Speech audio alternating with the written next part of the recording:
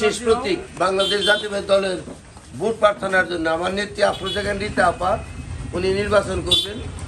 শেষ প্রতীকে ইনশাল্লাহ দিবেন তো?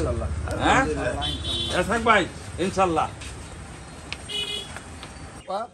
উনি প্রার্থী হয়ে আসতেছেন, ধানের শেষে ভোট দিবেন ইনশাল্লাহ।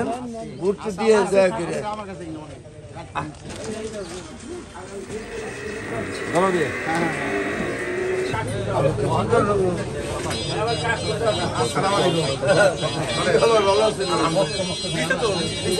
শেষ প্রতীকে আমার নেত্রী আফরোজা খান রীতা আপা তার জন্য ভোট চাইতেছি, ভোটটা তারা দিয়ে।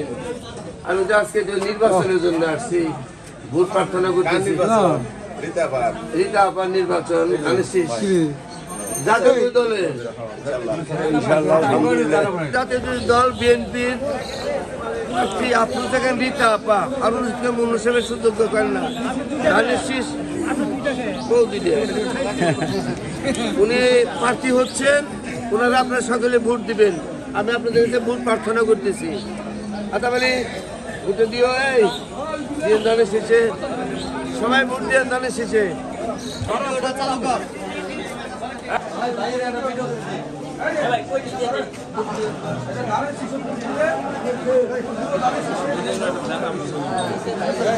তোমার দিছে না, অসুবিধা নাই।